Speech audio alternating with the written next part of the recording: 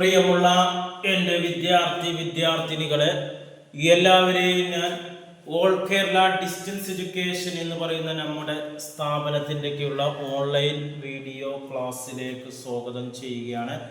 ഇന്ന് ഞാൻ നിങ്ങൾക്ക് മുമ്പിൽ പ്രസന്റ് ചെയ്യുന്നത് ENSന്റെ +2 ഹ്യൂമാനിറ്റീസ് വരുന്ന ഹിസ്റ്ററി കോഡ് നമ്പർ 315 16ാമത്തെ ചാപ്റ്റർ ന്യൂ സിലബസ് അനുസരിച്ചുള്ള ക്ലാസ് ആണ്. Establishment of British rule in India till 1857 എന്നാണ് വരുന്നത്. ഇന്ത്യൻ ബ്രിട്ടീഷ് ഭരണത്തിന്റെ തുടക്കമാണ് നമ്മൾ അവതരിപ്പിക്കുന്നത്. എൻ്റെ വീഡിയോ കേൾക്കുന്ന എല്ലാവരും ലൈക്ക് ചെയ്യുക, ഷെയർ ചെയ്യുക, കമന്റ് ചെയ്യുക, സബ്സ്ക്രൈബ് ചെയ്യുക. നമുക്കറിയാം 2024 അവിടുന്ന് അങ്ങോട്ട് പരീക്ഷ എഴുതുന്ന വിദ്യാർത്ഥികളുടെ സിലബസിൽ അപ്ഡേഷൻ ഉണ്ട്. അതിനനുസരിച്ചിട്ടാണ് നമ്മുടെ ക്ലാസ്സുകൾ ക്രമീകരിച്ചിട്ടുള്ളത്. മൊത്തം സിലബസിന്റെ 60% മാത്രം പബ്ലിക് എക്സാമിന് പഠിച്ചാൽ മതി. ബാക്കി വരുന്ന 40% എക്സാമിൽ നിന്ന് ഒഴിവാക്കിയിട്ടുണ്ട്. ആ പറയുന്ന 60%പ്പെട്ട ചാപ്റ്റേഴ്സാണ് നമ്മൾ ക്ലാസ് എടുത്തുകൊണ്ടിരിക്കുന്നത്. ഇന്നത്തെ ക്ലാസ് നമ്മൾ ഗൈഡ് ഉപയോഗിച്ചിട്ടാണ് 2 മാർക്കിൻ്റെ 3 മാർക്കിൻ്റെ 4 മാർക്കിൻ്റെ ഒക്കെ നമ്മൾ ഗൈഡ് ഉപയോഗിച്ചിട്ടാണ് വരുന്നത്. 1 മാർക്കിൻ്റെ 1 വേർഡ് ക്വസ്റ്റ്യൻ നമ്മൾ ടെക്സ്റ്റ് ബുക്ക് ബേസ്ഡാണ്. അത് നമ്മൾ മറ്റൊരു വീഡിയോയിൽ അവതരിപ്പിക്കും. എക്സാമിന് ക്വസ്റ്റ്യൻസ് ഇംഗ്ലീഷിലായിരിക്കും. മലയാളത്തിൽ എക്സാം എഴുതുന്നവർക്കും ഇംഗ്ലീഷിൽ എഴുതുന്നവർക്കും ക്വസ്റ്റ്യൻസ് ഇംഗ്ലീഷിലാണ്. അപ്പോൾ ഒരു ചോദ്യം ഉണ്ടാവും, ഇംഗ്ലീഷിൽ ക്വസ്റ്റ്യൻ വന്നാൽ എങ്ങനെ മലയാളത്തിൽ എഴുതും?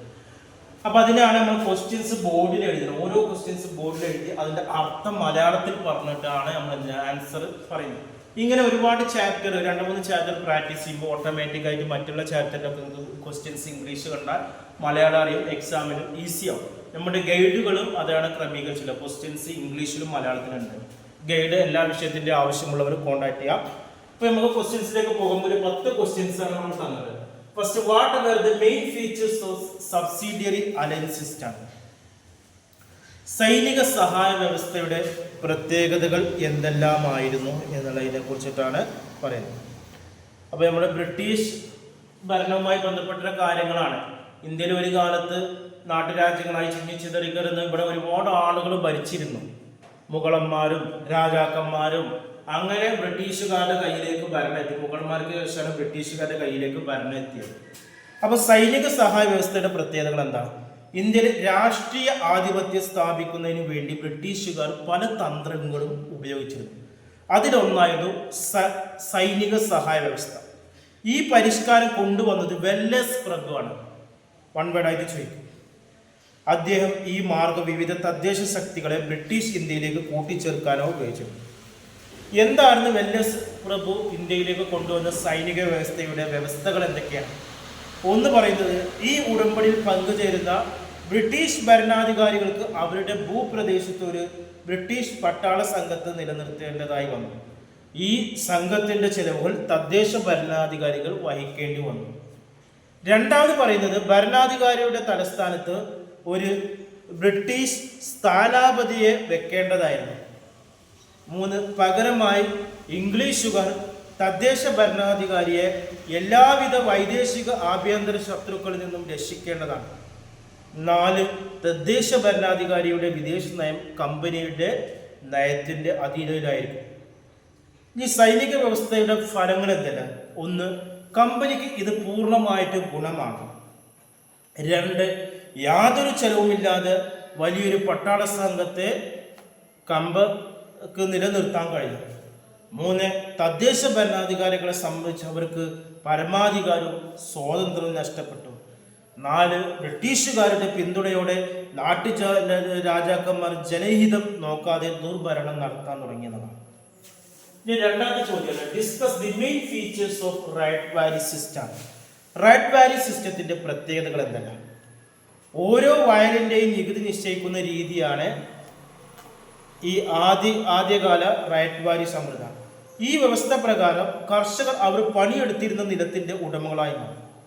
ഇത് വിൽക്കാനും പണയപ്പെടുത്താനുമുള്ള അധികാരം കർഷകന് ലഭിച്ചു. റൈറ്റ് വാലി വ്യവസ്ഥയിൽ നികുതി നിർണയം ശാശ്വതമായിരുന്നില്ല.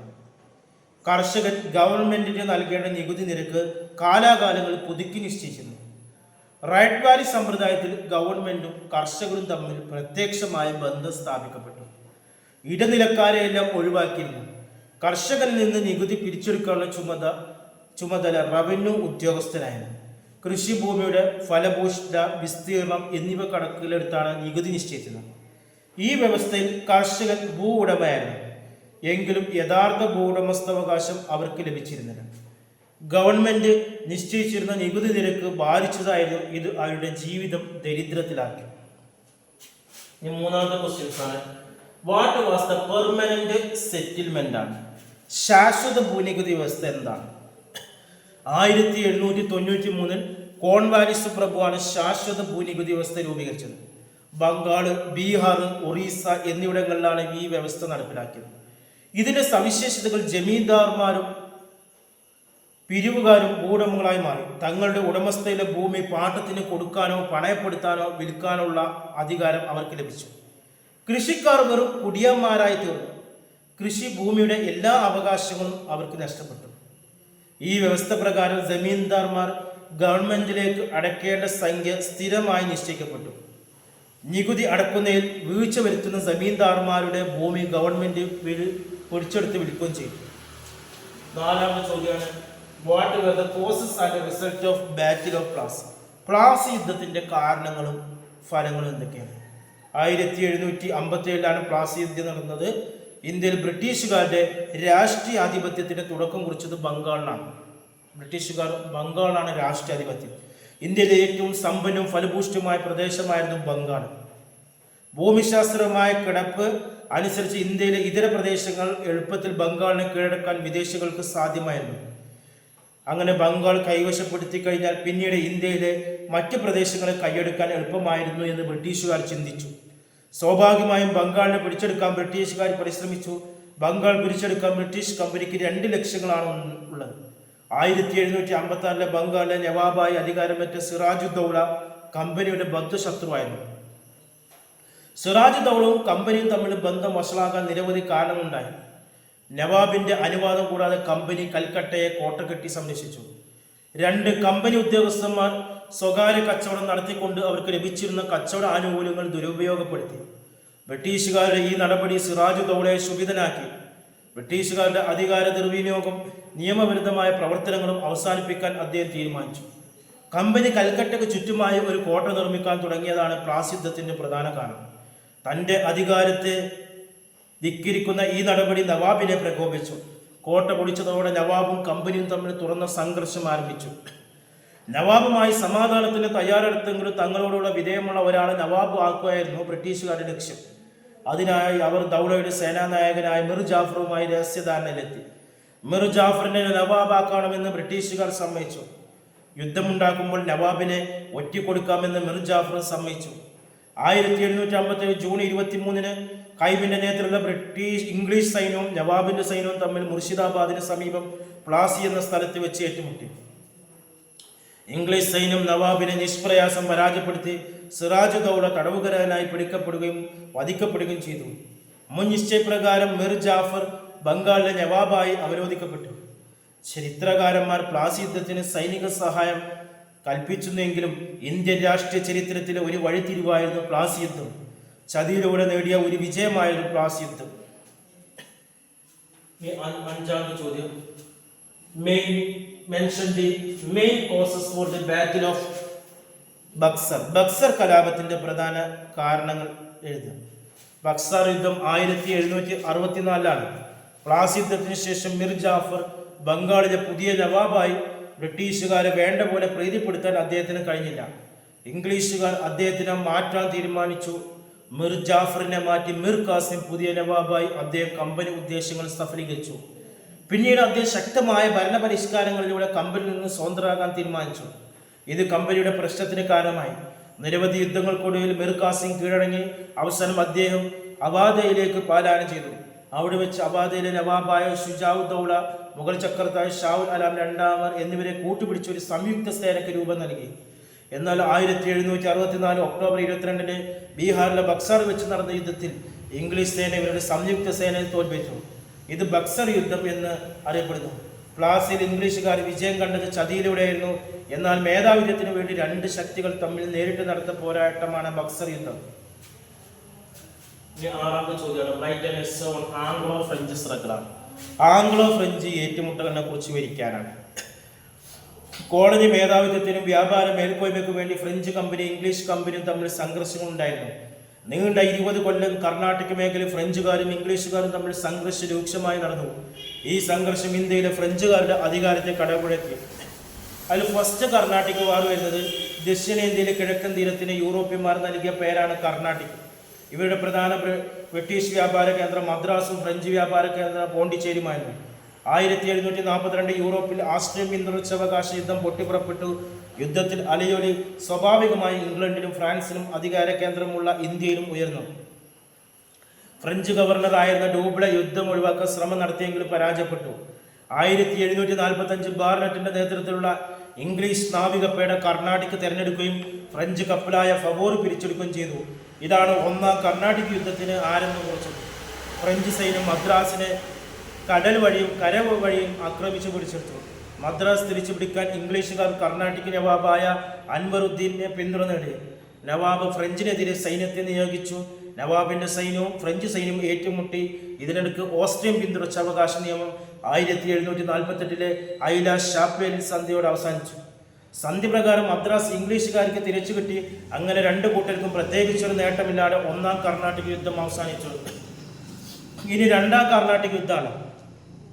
1749 1754 ഐല ഷാപ്പേൽ സന്ധി പ്രകാരം യൂറോപ്യൻ സമാധാനം സ്ഥാപിച്ചെങ്കിലും ഇന്ത്യയിൽ ഇംഗ്ലീഷും ഫ്രഞ്ചും തമ്മിൽ പൂർണ്ണ യോജിപ്പ് എത്തിയില്ല.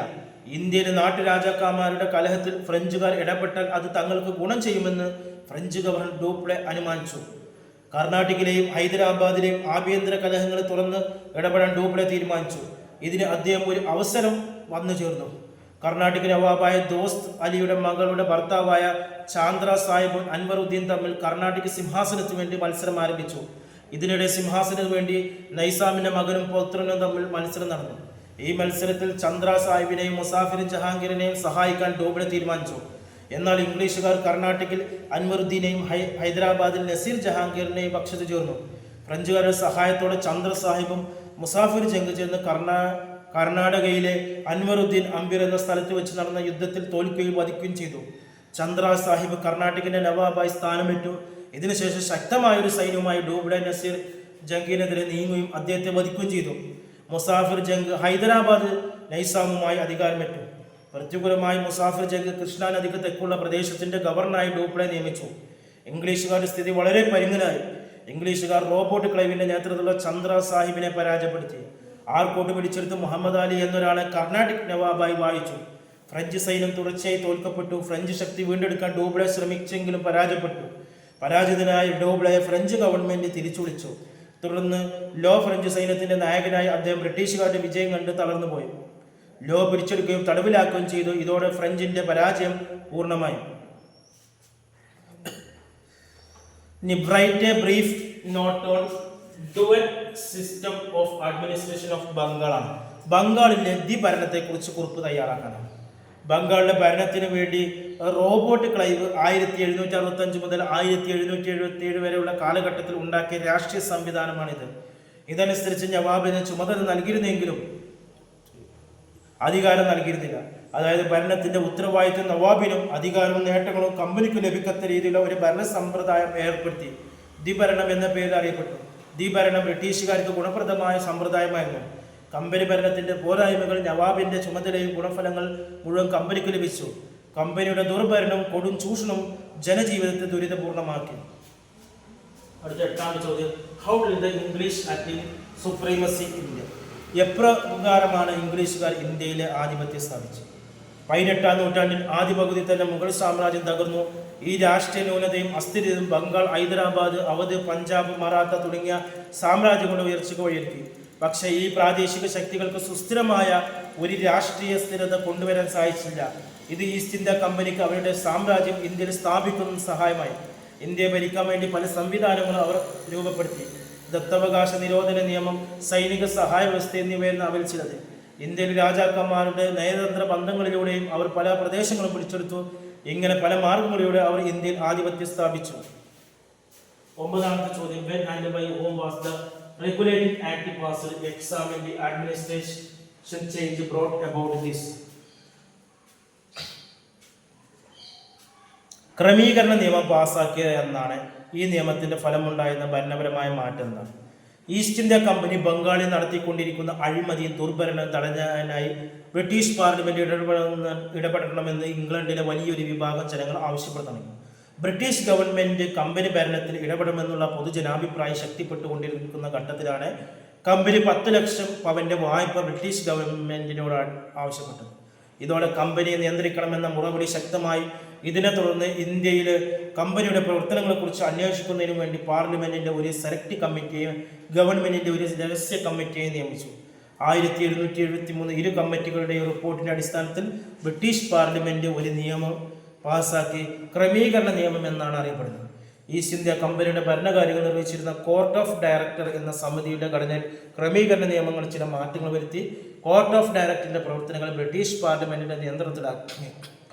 ഇന്ത്യയിലെ ഭരണപരവും സൈന്യവും ധനകാര്യവും സംബന്ധമായ എല്ലാ രേഖകളും ഈ കമ്പനി ഡയറക്ടർമാർ ബ്രിട്ടീഷ് പാർലമെന്റിന് സമർപ്പിക്കണമെന്ന് നിയമവ്യവസ്ഥ ചെയ്തു. ബംഗാളിലെ ഗവർണർ ബ്രിട്ടീഷുകാരുടെ കീഴിലുള്ള എല്ലാ പ്രദേശങ്ങളെയും ഗവർണർ ജനറലുമായി മദ്രാസിലെയും ബോംബെയിലെയും ഗവർണർ ഭരണം, നികുതി പിരിവ്, കമ്പനിയുടെ താൽപ്പര്യം എന്നിവ സംബന്ധിച്ചുള്ള വിവരങ്ങൾ കൃത്യമായി ഗവർണർ ജനറലിന് അയച്ചു കൊടുക്കണം. യൂറോപ്യന്മാരെ സംബന്ധിച്ച കേസുകൾ വിചാരണ ചെയ്യുന്നത് കൊൽക്കത്തയിൽ ഒരു സുപ്രീം കോടതി സ്ഥാപിക്കാനും ക്രമീകരണ നിയമവ്യവസ്ഥ ചെയ്തു. കമ്പനി ഉദ്യോഗസ്ഥന്മാർ കൈക്കൂലിയും പാരിതോഷങ്ങളും സ്വീകരിക്കുന്നതും ഈ നിയമം കർശനപരമായി വിലക്കി. ലാസ്റ്റ് ചോദ്യമാണ് analyse the provision for the Pitt's India act. Pitt's India ആക്ടിലെ വ്യവസ്ഥകൾ വിശകലനം ചെയ്യണം. ക്രമീകരണ നിയമത്തിന്റെ ന്യൂനതകൾ പരിഹരിക്കുന്നതിന് ഒരു നിയമം കൊണ്ടുവരാൻ ബ്രിട്ടീഷ് പാർലമെന്റ് നിർബന്ധനായി. ബ്രിട്ടീഷ് പ്രധാനമന്ത്രിയായിരുന്ന വില്യം പീറ്റ് 1784 കൊണ്ടുവന്ന ഈ നിയമം പീസ് ഇന്ത്യ നിയമം എന്നറിയപ്പെട്ടു. കമ്പനി ഭരണം നടത്തിയിരുന്ന ഡയറക്ടർമാരുടെ സമിതിയെ നിയന്ത്രിക്കുന്നതിനു വേണ്ടി 6 കമ്മീഷണർമാർ അടങ്ങുന്ന ഒരു നിയന്ത്രണ സമിതി രൂപീകരിച്ചു. രാഷ്ട്രീയവും സൈനികപരമായ കാര്യങ്ങൾ പരിശോധിക്കുന്നതിനു വേണ്ടി 3 ഡയറക്ടർമാർ ഭരണത്തിൽ പിറ്റിന്റെ ഇന്ത്യ നിയമം സാരമായ ഭേദഗതി വരുത്തി. ഗവർണർ ജനറലിന്റെ കൗൺസിലിന്റെ അംഗസംഖ്യ 4 നിന്ന് 3 കുറച്ചു. നയതന്ത്ര, നികുതി മുതലായ കാര്യങ്ങളിൽ ബോംബെ, മദ്രാസ് പ്രസിഡൻസികൾ ബംഗാൾ പ്രസിഡന്റിന്റെ നിയന്ത്രണത്തിലാക്കി. അങ്ങനെ പിറ്റിന്റെ ഇന്ത്യ നിയമം കമ്പനിക്ക് ബ്രിട്ടീഷ് പാർലമെന്റിന്റെ പരിപൂർണ നിയന്ത്രണത്തിലാക്കിയതാണ്.